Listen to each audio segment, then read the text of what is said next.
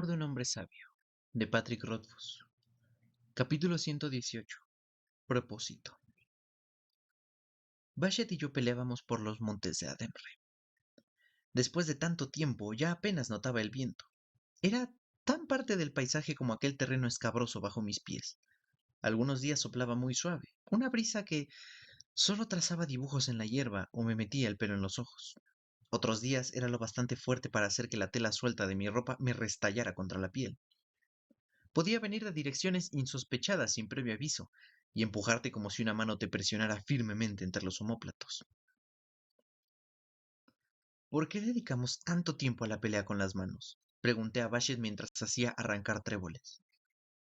Porque lo haces mal, respondió Bashet bloqueándome con agua en abanico.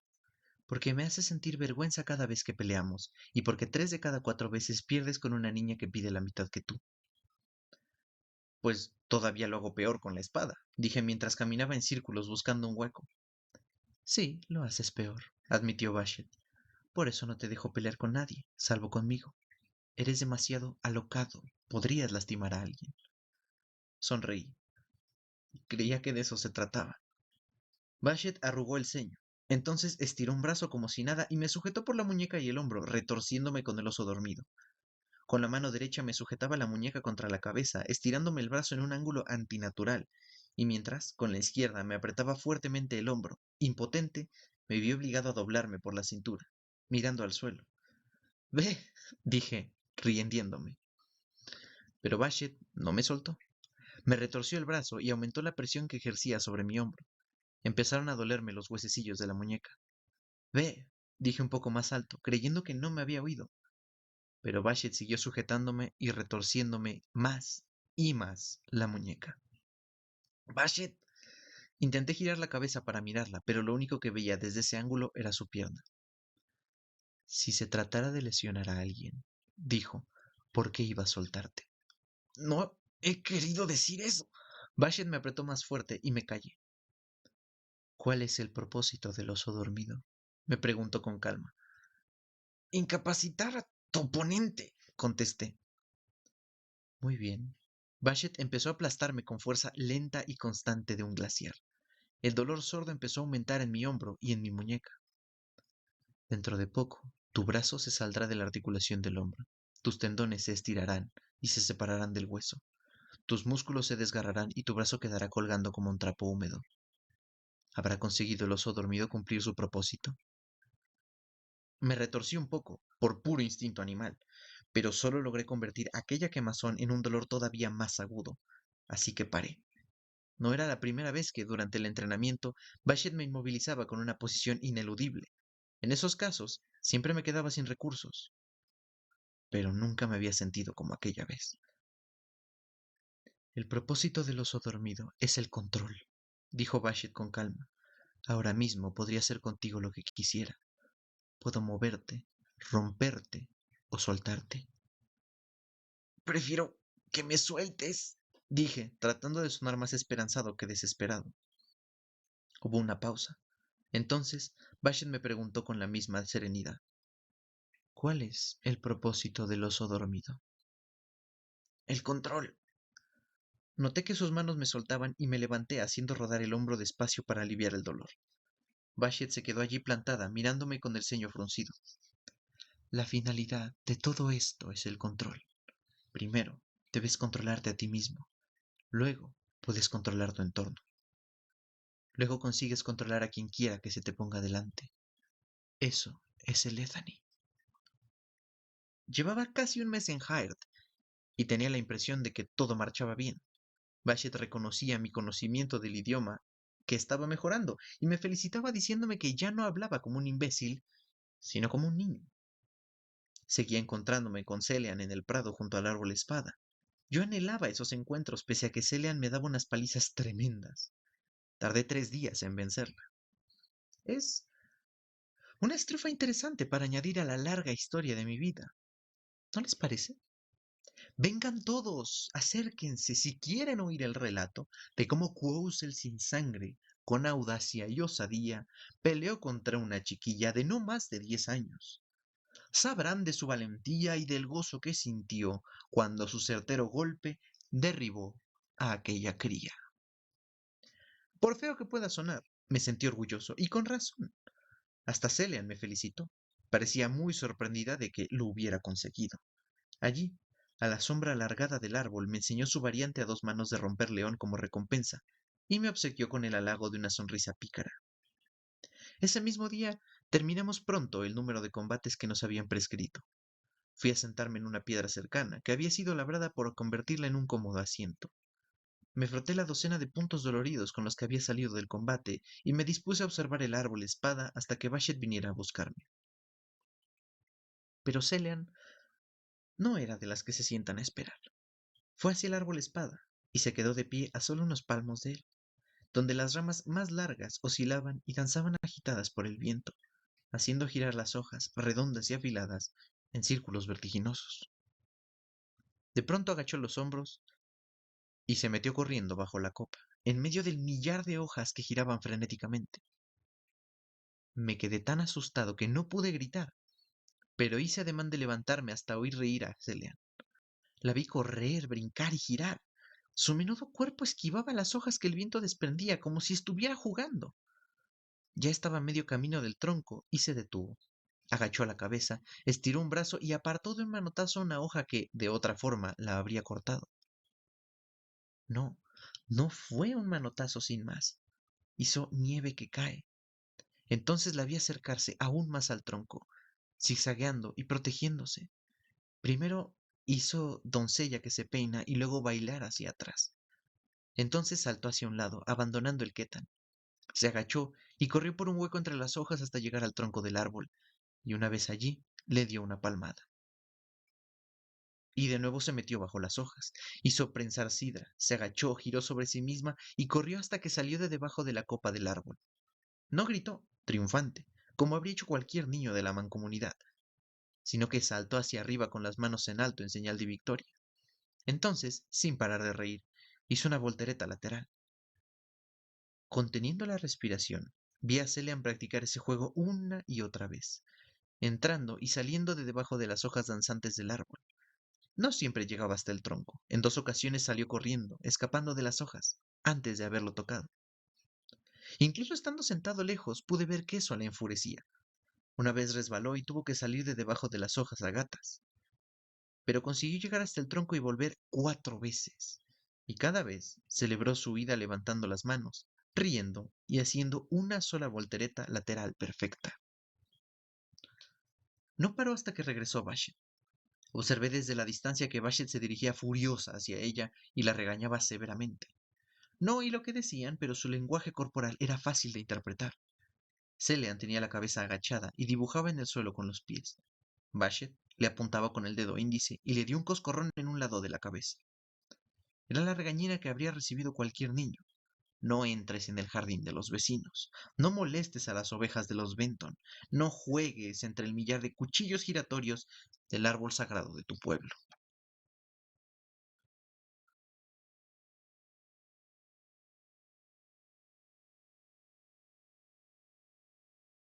Capítulo 119. Manos. Cuando Bashet consideró que mi adémico era solo moderadamente vergonzoso, lo organizó para que hablara con unos cuantos habitantes de Jaert. Conocí a un anciano parlanchín que hilaba hilo de seda mientras hablaba por los codos contando historias extrañas, absurdas y medio delirantes. Había una en que un niño se ponía los zapatos en la cabeza para impedir que mataran a un gato. En otra, una familia juraba comerse una montaña piedra a piedra. Yo no les encontraba ningún sentido, pero lo escuché educadamente y me bebí la cerveza dulce que me ofrecía. Conocí a dos hermanas gemelas que fabricaban velas y me enseñaron los pasos de unos bailes extraños. Pasé una tarde con un leñador que durante horas no me habló de otra cosa más que de su trabajo. Al principio pensé que eran miembros importantes de la comunidad. Creí que, tal vez, Bashet estuviera exhibiéndome ante ellos para demostrar lo civilizado que me había vuelto. Hasta que no pasé una mañana con 2 dedos, no me di cuenta de que Bashet me había enviado a hablar con cada una de aquellas personas con la esperanza de que aprendiera algo de ellas. 2 dedos no era su auténtico nombre, pero es como yo lo llamaba para mis adentros. Era uno de los cocineros de la escuela y lo veía en todas las comidas.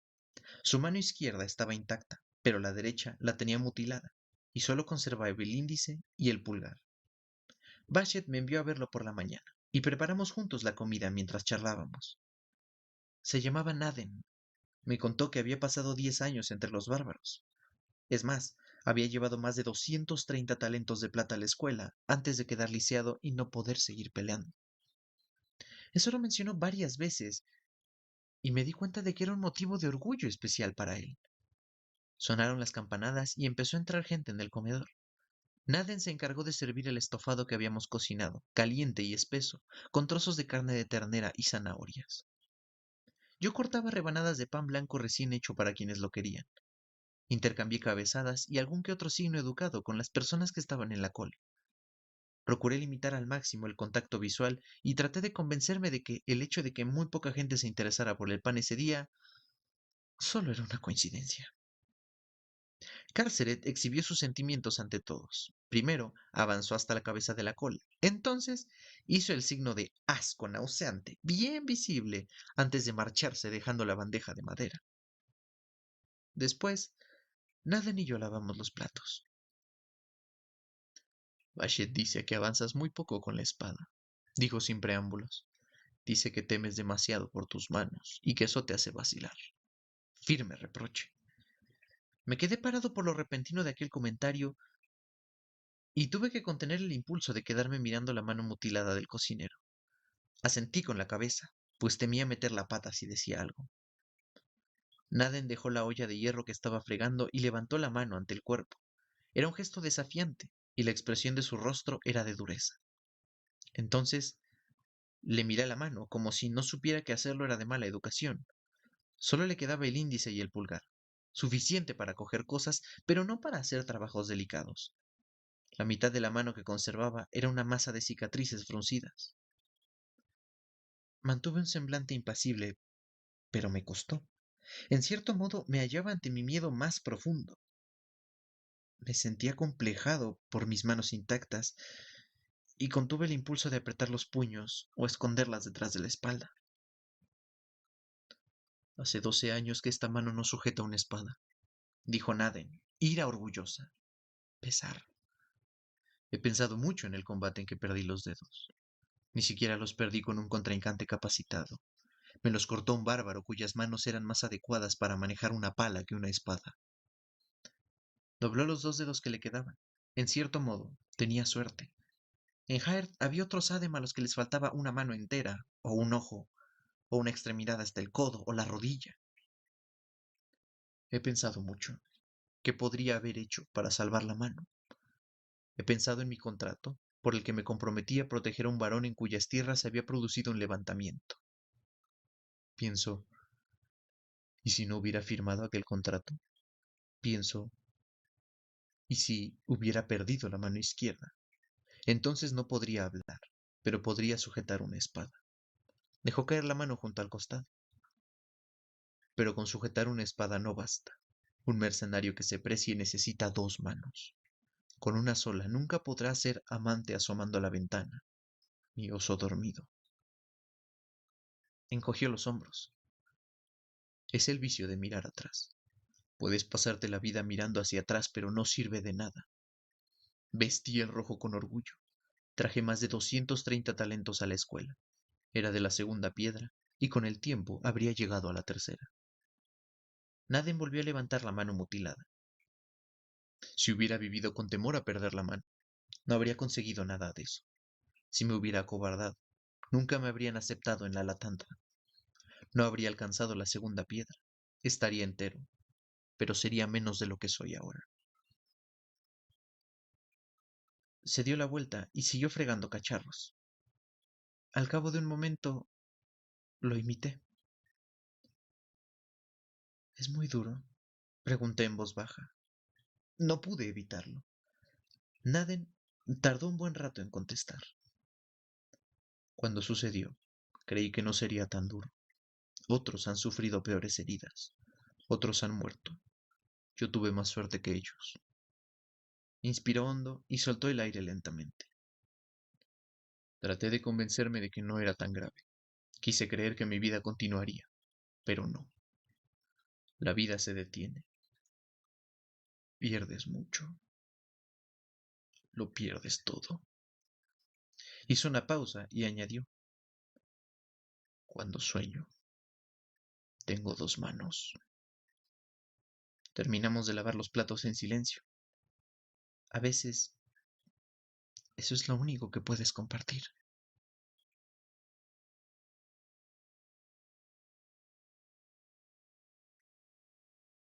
Celean también tenía una lección que darme, que hay contrincantes que no dudan en darle a un hombre puñetazos, patadas o codazos dirigidos a los genitales. Nunca eran lo bastante fuertes para lesionarme permanentemente. Claro, Celean llevaba años peleando pese a su corta edad y tenía ese control que Bashet tanto valoraba. Pero eso significaba que sabía exactamente lo fuerte que podía pegar para dejarme aturdido y paralizado, haciendo que su victoria fuera incuestionable. Me senté en la hierba, pálido y con náuseas. Después de incapacitarme, Celean me había dado una palmadita consoladora en el hombro, y luego se había largado tan campante. Seguro se fue a bailar entre las ramas oscilantes del árbol espada. Lo estabas haciendo bastante bien, hasta el final, dijo Bashet sentándose en el suelo enfrente de mí. No dije nada. Como un niño que juega al escondite, quise hacerme la ilusión de que, si cerraba los ojos y permanecía completamente quieto, el dolor no podría encontrarme. Venga, la he visto pegarte, dijo Bashet quitándole importancia. No ha sido tan fuerte. La oí suspirar. Pero si necesitas que alguien te examine y compruebe que sigue todo intacto. Me reí como pude, y fue un error. Un dolor insoportable se desenroscó en mi entrepierna, extendiéndose hasta la rodilla y ascendiendo hasta mi esternón. Me entraron náuseas y abrí los ojos para serenarme. Lo superará, dijo Bashet. Eso espero, dije apretando los dientes. Es una costumbre muy perniciosa. No me refería a eso, dijo Bashet. Lo que quiero decir es que será más alta. Espero que entonces distribuya mejor sus atenciones por todo el cuerpo. Ahora ataca la entrepierna con demasiada frecuencia. Eso hace que sea fácil predecir sus movimientos y defenderse de ellos. Me miró elocuentemente. Para cualquiera con un poco de vista. Volví a cerrar los ojos. Dejemos las lecciones para más tarde, Bashet, supliqué. Estoy a punto de vomitar el desayuno de ayer. Bashet se puso en pie. Pues a mí me parece el momento idóneo para una lección. Levántate. Debes aprender a pelear estando herido. Es una habilidad valiosísima que Celian te ha brindado la oportunidad de practicar. Deberías agradecérselo. Sabía que era inútil discutir, así que me levanté y empecé a caminar con mucho cuidado hacia mi espada de entrenamiento. No, solo con las manos, dijo Bashet sujetándome por el hombro. Di un suspiro. ¿Es imprescindible, Bashet? Me miró arqueando una ceja. ¿Qué es imprescindible? Que sigamos concentrándonos en la pelea con las manos, dije. Me estoy quedando muy atrasado con la espada. ¿Acaso no soy tu maestra? Me preguntó. ¿Quién eres tú para decidir qué es lo mejor? Soy quien tendrá que utilizar estas habilidades en el mundo, respondí con decisión. Y en el mundo preferiría pelear con una espada que con los puños. Bashet bajó las manos. Su semblante no revelaba nada. ¿Y eso por qué? Porque los otros tienen espadas, dije, y si voy a pelear, quiero ganar. ¿Es más fácil ganar una pelea con una espada? Me preguntó. La aparente calma de Bashet debió servirme de advertencia de que estaba pisando una capa de hielo muy fina, pero el intenso dolor que irradiaba de mi entrepierna me distraía. Aunque, sinceramente, incluso si no hubiera estado distraído, es posible que no me hubiese fijado. Me sentía a gusto con Bashet, demasiado a gusto para mantenerme en guardia. Claro, dije, si no, ¿por qué llevan espada? Esa es una buena pregunta. ¿Por qué llevamos espadas? ¿Para qué se lleva cualquier cosa? Para utilizarla. Bashet me miró con profundo desagrado. Entonces, ¿Por qué nos molestamos en hacerte aprender adémico? Me lo preguntó muy enojada. Me agarró por el mentón, me apretó las mejillas y me obligó a abrir la boca, como si fuera un paciente de la clínica que se resistía a tomarse la medicina. ¿Para qué necesitas esa lengua si te bastará con una espada? Contéstame. Intenté soltarme, pero Bashet era más fuerte que yo. Intenté apartarla de un empujón, pero ella me apartó las manos como si yo fuera un niño. Bashet me soltó la cara. Entonces me agarró la muñeca y me puso la mano delante de la cara. ¿Por qué tienes manos y no cuchillos al final de los brazos? Me soltó la muñeca y me golpeó con fuerza en la cara con la palma de la mano. Si dijera que me dio un bofetón, se harían una idea equivocada. Eso no fue una bofetada teatral como las que se ven en los escenarios. Tampoco fue la bofetada ofendida e hiriente que le da una dama de honor a un noble de piel suave que se sobrepasa. Tampoco fue la bofetada más profesional de una camarera que se defiende de las atenciones inoportunas de un borracho. No, ni siquiera debería llamarlo bofetón. Un bofetón se da con los dedos o con la palma. Te duele o te sorprende. Bashet me golpeó con toda la mano abierta, pero detrás estaba la fuerza de su brazo. Detrás estaba su hombro. Detrás estaba la compleja maquinaria de sus caderas pivotantes, sus robustas piernas afianzadas en el suelo y hasta el suelo que tenía bajo los pies. Fue como si toda la creación me golpeara a través de la palma de su mano. Y la única razón por la que no me dejó lisiado es que, pese a estar enfurecida, Bashet siempre se controlaba a la perfección. ¿Cómo se controlaba? Bashet no me dislocó la mandíbula ni me dejó inconsciente, pero consiguió que me entrechocaran los dientes y que me zumbaran los oídos. Hizo que mis ojos giraran en sus cuencas y que se me doblaran las piernas. Si Bashet no me hubiera sujetado por el hombro, me habría caído. ¿Acaso crees que te estoy enseñando los secretos de la espada para que vayas por ahí utilizándolos? Me preguntó. Me pareció percibir que gritaba. Era la primera vez que oía gritar a un ave. ¿Es eso lo que crees que estamos haciendo? Me tenía sujeto, estupefacto, y volvió a golpearme. Esa vez, la mano me alcanzó la nariz. Noté un dolor increíble, como si alguien me hubiera clavado una astilla de hielo en el cerebro. Eso me sacó de golpe de mi aturdimiento, de modo que estaba completamente alerta cuando me golpeó por tercera vez. Bashet me sujetó un momento mientras todo me daba vueltas y entonces me soltó. Di un paso vacilante y me derrumbé como un títere al que cortan los hilos. No estaba inconsciente, sino profundamente aturdido. Tardé mucho en recuperarme.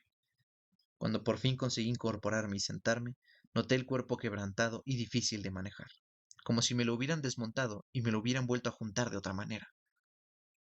Para cuando recuperé los sentidos lo suficiente para mirar alrededor, estaba solo.